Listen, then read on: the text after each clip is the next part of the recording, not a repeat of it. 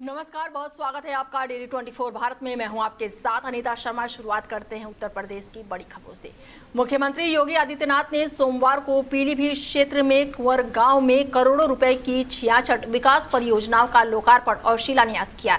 इस अवसर पर उन्होंने करीब 2500 विस्थापित परिवारों को भूमि अधिकार प्रमाण पत्र भी वितरित किए हैं। जनसभा को संबोधित करते हुए मुख्यमंत्री ने कहा कि 55-56 साल पहले तत्कालीन पूर्व पाकिस्तान और वर्तमान बांग्लादेश में प्रताड़ित होकर आए परिवारों को अब भारतीय नागरिकता और भूमि का अधिकार मिला है। उन्होंने कहा कि अब कोई भी इन परिवारों को उनकी जमीन से बेदखल नहीं कर सकता है। उन्हें अपनी विरासत सुरक्षित रखने के लिए भी अधिकार मिल गया है। मुख्यमंत्री ने कांग्रेस के समाजवादी पार्टी पर भी निशाना साधते हुए कहा कि कांग्रेस की नीतियों के कारण देश का विभाजन हुआ, जबकि समाजवादी पार्टी ने अपने शासनकाल में गरीबी की समस्या की अनदेखी की है। उन्होंने आरोप लगाया कि सपा और कांग्रेस केवल तुष्टीकरण की राजनीति करती है। कानून व्यवस्था का उल्लेख करते हुए मुख्यमंत्री ने कहा कि आज यूपी में नो दंगा नो कर्फ्यू और अब यूपी में सब चंगा का माहौल है। उन्होंने कहा कि उनकी सरकार व्यापारियों, बहन बेटियों और आम नागरिकों की सुरक्षा के लिए पूरी तरह से प्रतिबद्ध है और साथ ही अपराधियों को किसी भी कीमत पर संरक्षण नहीं दिया जाएगा। एक समय था जब माफिया सिर तान करके चलता था, सीना तान करके चलता था, थानों पे कब्जा करता था, तहसीलों में उधमबाजी करते थे, किसी भी गरीब की जमीन पर कब्जा कर लेते थे, विकास की योजना को नहीं पूरा होने देते थे, बेटी और बहनों की इज्जत के साथ खिलवाड़ करते थे, व्यापारियों का जीना हराम करते थे, उद्यम नहीं आने देते थे, नहीं आने देते थे। और अगर कहीं जब दंगे होते थे तो दंगाइयों को मुख्यमंत्री सरकारी जहाज से बुलवा करके अपने आवास में सम्मान करते थे। यह होता था 2017 के पहले। बहन और भाइयों, अब यूपी में दंगा नहीं होता है। नो दंगा नो कर्फ्यू, यूपी में अब सब चंगा। यूपी में नो कर्फ्यू नो दंगा, अब यूपी में सब चंगा। अब यूपी में कोई दंगा नहीं, माफिया मुक्त, उपद्रव मुक्त, कर्फ्यू मुक्त।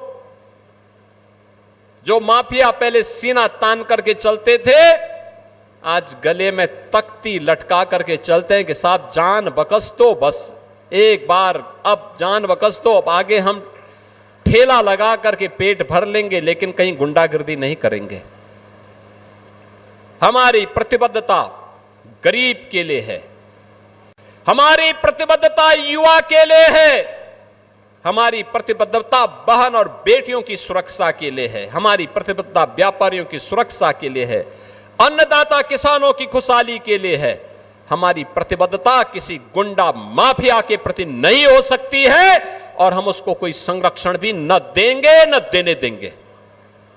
और इसीलिए बहनों और भाइयों, आज आप सबको मैं कहने के लिए आया हूं, ये मेडिकल कॉलेज पहले भी बन सकते थे, विजन नहीं था। गरीब को उपचार की सुविधा मिले, केवल सेफई परिवार का अधिकार था, बाकी किसी और का नहीं। उनको अच्छी सुविधा मिले, बाकी तो 25 करोड़ की जनता जाए भाड़ में उनके लिए। यही करते थे, सब कुछ सेफई। पीलीभीत नहीं, लखीमपुर खीरी नहीं, बरेली नहीं, रामपुर नहीं, मुरादाबाद नहीं, बदायूं नहीं, एक खानदान का कब्जा बरकरार रहे, बाकी और कुछ भी नहीं। वही खबर यूपी के अयोध्या से है, जहां पर राम मंदिर के चढ़ावे में कथित गड़बड़ी की जांच अब तेज हो गई है। जांच एजेंसी ने मामले में ट्रस्ट से जुड़े कई लोगों को नोटिस जारी किए हैं। जानकारी के अनुसार श्री राम जन्मभूमि तीर्थ क्षेत्र ट्रस्ट के सदस्य अनिल मिश्रा, गोपाल राव समेत करीब 70 से 80 लोगों को पूछताछ के लिए नोटिस जारी किया गया है और सूत्रों के मुताबिक जांच के दौरान संबंधित लोगों के बयान दर्ज किए जाएंगे और चढ़ावे के संग्रह, रखरखाव और उनके प्रावधान से जुड़े तथ्यों को जानकारी भी ली जाएगी। इससे पहले ट्रस्ट के पूर्व महासचिव चंपत राय का भी बयान दर्ज किया जा चुका है और ये मामला राम मंदिर के चढ़ावे में कथित वित्तीय अनियमितताओं के आरोपों से जुड़ा हुआ है, जिसकी जांच यूपी सरकार द्वारा गठित एसआईटी कर रही है। जांच एजेंसी का कहना है कि सभी पहलुओं की निष्पक्ष तरीके से जांच की जा रही है और आवश्यक साक्ष्य जुटाए जा रहे हैं। फिलहाल किसी भी व्यक्ति की भूमिका को लेकर जांच पूरी होने से पहले कोई भी अंतिम निष्कर्ष नहीं निकला है और अधिकारियों का कहना है कि जांच के आधार पर आगे की कार्रवाई की जाएगी और जरूरत पड़ने पर अन्य लोगों से भी पूछताछ की जाएगी। ऐसे में राम मंदिर चढ़ावे मामले में जो जांच है वो तेज हो चुकी है। लगातार एसआईटी की टीम जो है जांच पड़ताल कर रही है और हमारे साथ मैनेजिंग एडिटर रमेश ठाकुर जी जुड़ चुके हैं। उनसे बातचीत करते हैं कि लगातार राम मंदिर चढ़ावे को लेकर कई तरह की बयानबाजियां निकलकर सामने आ रही है और अब चंपत राय पर भी कहीं ना कहीं गाज गिरती हुई नजर आ रही है। सर, किस तरीके से देख रहे हैं आप इसको? अनीता, देखो, अब जन विरोध बहुत ज्यादा बढ़ गया है।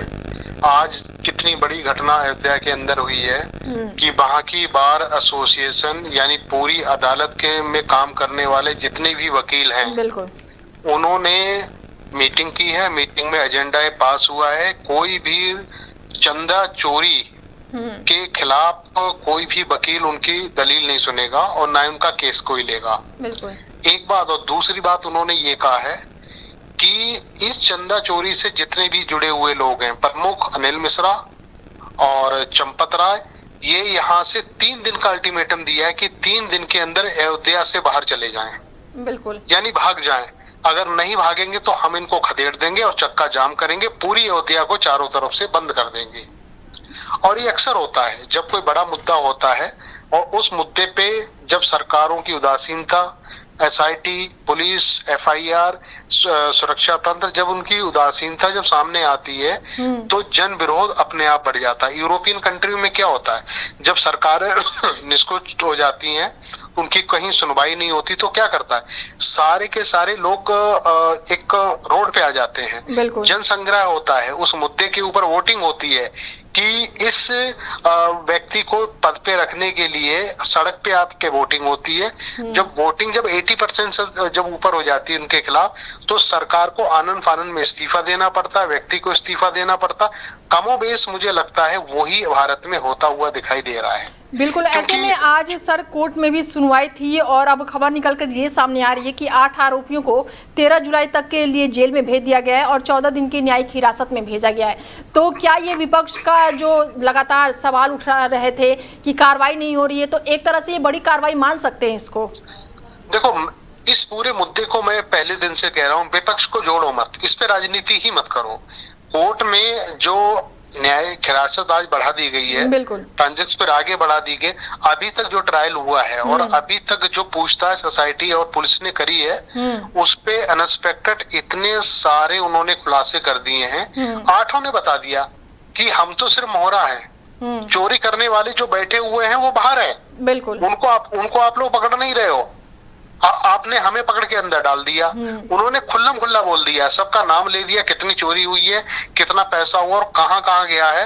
अयोध्या के बाहर जितने चोर हैं, जितने चोटे जिन्होंने इन्होंने चोरी करी है, उनके रिश्तेदार, उनके दोस्त यार, उनके यहाँ पैसा गया हुआ है, वो भी सब कुछ बता दिया गया है। बात सिर्फ अल्टीमेटली यही याद आती है बाद में कि हमने 500 सालों तक एक मंदिर बनाने के लिए हमने संघर्ष करा। अब उस मंदिर में जब चोरी हो रही है तो इसमें राम भक्तों को रोड पे आना चाहिए। मैं दाद देना चाहूंगा बार एसोसिएशन अयोध्या की, जिन्होंने इतना बड़ा फैसला लिया, बिल्कुल बिल्कुल, कि हमारे उस मंदिर में चोरी की जा रही है, जो हमारे आराध्य हैं, जो हमारे पुरुषोत्तम प्रभु श्री राम है, उनके खड़ाऊ जो चोरी कर लिया आपने, मतलब शर्म नहीं आती आप लोगों को।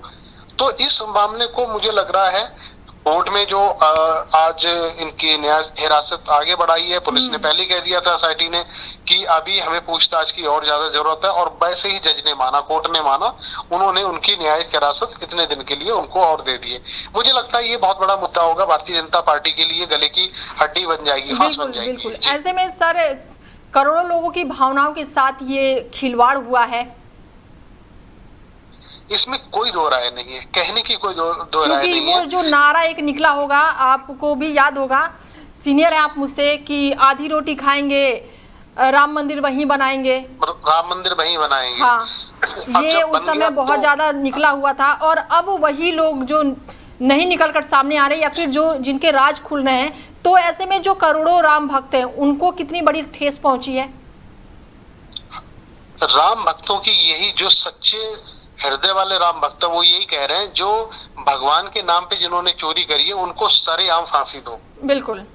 अब सोशल मीडिया अगर आपने देखा होगा, कल से बाढ़ आ चुकी है कि 500 साल पहले या उससे भी या उससे कम, हम लोग ये कहते हैं कि औरंगजेब, मंदिरों का लुटेरा किसको कहा जाता है? औरंगजेब को कहा जाता है। बिल्कुल। अब राम भक्तों को कहा जाएगा, राम भक्त से जुड़े हुए लोगों को कहा जाएगा कि राम भक्त के लुटेरे असल में तुम हो। उन्होंने तो कब का उन्होंने चोरी कर लिया था, लेकिन मौजूदा समय में क्या आप उन्हीं के अंश हो या उनके द्वारा भेजे हुए दूत हो, जो बच्चा खुशा अभी आप चोरी कर रहे हो?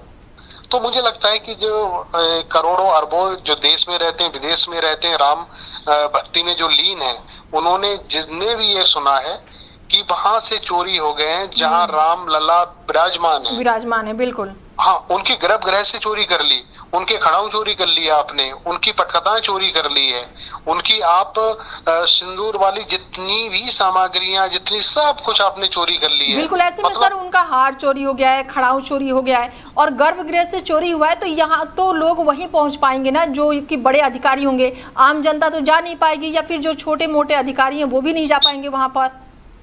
आम जनता को अगर अंदर घुसने का मौका मिल गया, क्योंकि अयोध्या से जो हमारे लोकल रिपोर्टर्स वगैरह जिससे हम लोग बात कर रहे हैं, जो हमारे सूत्रों से बात कर रहे हैं, क्योंकि अयोध्या में चारों तरफ से पहरा बैठा दिया गया है कि आम जनता कुछ अंदर ना घुस पाए। खुदा न खास्ता अगर आम जनता का हुजूम हजारों की संख्या में अंदर घुस गया तो मुझे लगता इतनी बड़ी घटना हो जाएगी, इतनी बड़ी घटना हो जाएगी जिसकी हम आपने कल्पना तक नहीं करी है। तो इस नाते अगर आपने देख, चंपत राय मंडली जितनी भी है, वहां पे ट्रस्ट के पैसों से ही एक भवन बना हुआ है, जिसमें कल कुछ संवाददाताओं ने अंदर घुसने की कोशिश की है, पुलिस ने उनको बाहर खदेड़ दिया गया है। वो सारे के सारे कमरे में बंद बैठे नजारा देख रहे हैं टीवियों पे कि क्या चल रहा है क्या नहीं चल रहा। उनको हालांकि डर उनको भी है, बाहर निकलने का उनको कहीं मौका नहीं मिल पा रहा है। और हालांकि कोर्ट ने कह दिया है जो भी संदिग्ध हैं, सस्पेक्टेड हैं, वो वहीं रहे, कहीं जाए ना।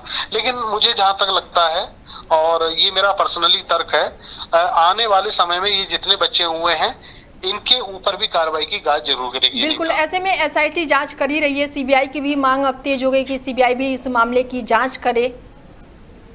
तो क्या लग रहा है सर कि एसआईटी की जांच पर लोगों को भरोसा नहीं है? एसआईटी की जांच कर रही है, सीबीआई की जांच। एक सवाल मेरा आपसे और है कि सर क्या कह सकते हैं कि जांच में थोड़ी देरी हो गई है, समय से एफआईआर दर्ज नहीं हुई है, कार्रवाई नहीं हुई है, बहुत ज्यादा देरी हुई है। और अगर ये कार्रवाई बहुत पहले हुई होती तो शायद जो अपराधी है वो सामने निकल कर आ चुके होते अब तक। एक घटना 1 तारीख को प्रकाश में आई है। बिल्कुल। कब आई है? जब सपा प्रमुख अखिलेश यादव ने सोशल मीडिया पर एक्स पे जब लिखा, उसके बाद तक BHP, Bharatiya Janata party, RSS ने नकार दी उनकी बातों को कि नहीं ऐसा कुछ नहीं हुआ। 1 तारीख से लेके 15 तारीख तक अंदर जितनी भी सीसीटीवी कैमरे थे वो सारे के सारे डिलीट किए गए। चोरी का जो माल था वो अयोध्या से बाहर भेजा गया। ये सब हुआ, आपने बिल्कुल सही कहा।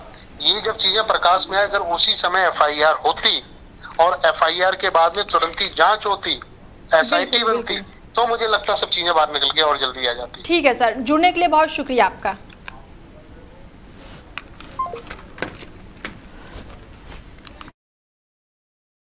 हरदोई के शाहाबाद कोतवाली क्षेत्र में चोरों ने एक बंद मकान को निशाना बनाकर लाखों रुपए की चोरी की वारदात को अंजाम दिया है।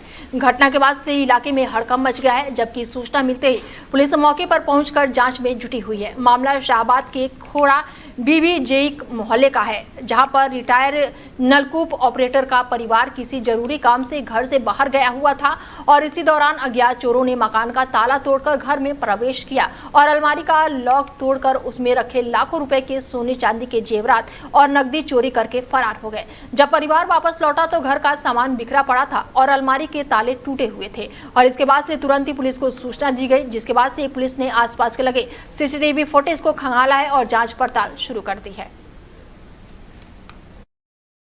पलट गया। मामला उससे जा रहे थे जेबीगंज के लिए। कहाँ से कहाँ जा रहे थे? मामला उससे जेबीगंज। रास्ते में ऑटो पलट गया। कहाँ पे पलटा? शाहबाद के आगे सलिया रोड पे। कितने लोग घायल हैं, क्या हुआ? हमारा लड़का तो खत्म हो गया है। चाचा है जो उनके पैर में है, उनके लड़के की भी चोट लगी है। 2-3 लोगों की चोट लगी है। हमारा लड़का तो इस बार हो गया। यहाँ डॉक्टर को दिखाया, डॉक्टर ने देखा, चेक किया, बता रहे हैं खत्म हो गया। ले जाने के लिए एम्बुलेंस के लिए बोला तो आप बोल रहे हैं कि कोई जुगाड़ नहीं है, अपना काम लेके जाओ करके। वहीं बहराइच जिले में तेंदुए के हमले से दहशत फैल गई है। शौच के लिए घर से बाहर गए एक युवक पर तेंदुए ने अचानक से ही हमला कर दिया और हमले में युवक गंभीर रूप से घायल हो गया है, लेकिन साहस और सूझबूझ से उसने अपनी जान बचा ली। जानकारी के मुताबिक सुबह युवक घर से कुछ दूरी पर शौच के लिए गया हुआ था और इसी दौरान झाड़ियों में छिपे तेंदुए ने उस पर अचानक से ही हमला बोल दिया। तेंदुए के हमले से युवक बुरी तरह से घायल हो गया, लेकिन उसने हिम्मत नहीं हारी। युवक ने तेंदुए से संघर्ष करते हुए जोर जोर से शोर मचाया और उसकी आवाज सुनकर आसपास मौजूदा ग्रामीण मौके पर दौड़ पड़े। लोगों को आते देखकर तेंदुआ जंगल की ओर भाग गया। ग्रामीणों ने घायल युवक को तुरंत अस्पताल पहुंचाया, जहां उसका इलाज जारी है। घटना के बाद से पूरे इलाके में भय और दहशत का माहौल है। ग्रामीणों ने वन विभाग को इसकी सूचना दे दी है। सूचना मिलते ही वन विभाग की टीम मौके पर पहुंची है और तेंदुए की तलाश शुरू कर दी है। लोगों से सतर्क रहने की अपील की गई है। मैं लेटरिन गया था, वहीं पास में आया और पटक लिया उसको। गांव से बाहर थोड़ा गांव से किनारे। किसने काटा? कौन सा जानवर था? तेंदुआ। कब हुआ है? आज वही 7 बजे का। अच्छा, तुम्ही को काटा कि और किसी को काटा? हमें को काटा। गांव में और कोई किसी को काटा? गाँव में और कोई के ना क्या, कैसे काटा, कैसे बचे? हमारा भाई था पीछे, वो आया तब भागा। कितनी देर तक पकड़े रहा तुमने? लगभग आधा 1 मिनट तक। वहीं यूपी के ललितपुर में एक दर्दनाक सड़क हादसे ने 2 परिवारों की खुशियां पल भर में छीन ली। थानापुरा काला क्षेत्र के बरुआ नाले के पास एक तेज रफ्तार कार ने बाइक को जोरदार टक्कर मार दी। हादसा इतना भीषण था कि बाइक सवार मामा और भांजे की मौके पर ही मौत हो गई। जानकारी के मुताबिक शिवपाल निवासी पिपराई और उनके भांजे महेंद्र प्रताप सिंह ने, जो इंदौर के रहने वाले बताए जा रहे हैं, एक शादी समारोह से लौट रहे थे और दोनों एक ही बाइक पर सवार थे और इसी दौरान सामने से आ रही कार ने उनकी बाइक को जोरदार टक्कर मार दी। बताया जा रहा है कि कार को डब्लू यादव प्रधानपुरा काला के पुत्र चला रहे थे। सूचना मिलते ही पुलिस मौके पर पहुंची है और शव को कब्जे में लेकर पोस्टमार्टम के लिए भेज दिया है और आगे की कार्रवाई शुरू कर दी है। वहीं अयोध्या में बार एसोसिएशन की बैठक के दौरान अधिवक्ताओं ने तीखी नाराजगी जताते हुए बड़ा ऐलान किया है। बार एसोसिएशन सभागार में आयोजित बैठक में वकीलों ने खुलकर अपनी बातें रखी और कुछ प्रमुख लोगों के खिलाफ सख्त रुख अपनाए। बैठक में अधिवक्ता ने कहा है कि चंपत राय, अनिल मिश्रा और गोपाल राय के 3 दिनों के भीतर अयोध्या छोड़ देनी चाहिए। वकीलों का कहना है कि यदि तय समय के भीतर ऐसा नहीं हुआ तो व्यापक आंदोलन शुरू किया जाएगा। अधिवक्ताओं ने चेतावनी दी है कि 3 दिन बाद उनकी मांगे पूरी नहीं होने पर वो पूरे अयोध्या में जाम कर देंगे। इतना ही नहीं, उन्होंने ये भी कहा है कि आंदोलन के दौरान किसी को भी अयोध्या में प्रवेश नहीं करने दिया जाएगा। बैठक के दौरान वकीलों ने अपनी मांगों को लेकर एकजुटता दिखाई और आगे की रणनीति पर भी चर्चा की।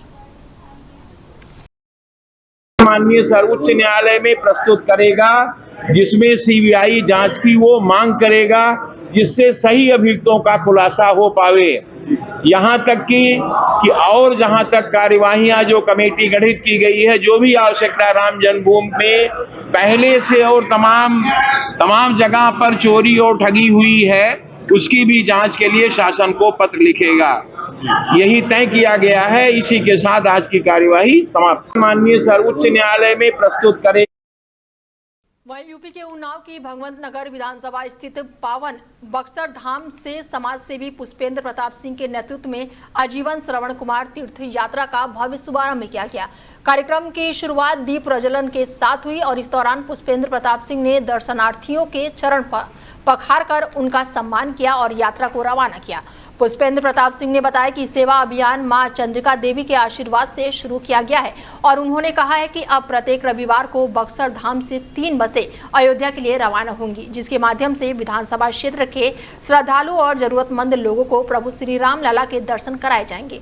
उन्होंने ये भी कहा कि उनका संकल्प है कि पहले क्षेत्र के लोगों को अयोध्या धाम के दर्शन कराए जाए और उसके बाद से वो खुद प्रभु श्री राम के दर्शन करेंगे। साथ ही उन्होंने भरोसा दिलाया कि समाज सेवा का ये अभियान आगे भी लगातार जारी रहेगा और जरूरतमंदों की हर संभव सहायता की जाएगी।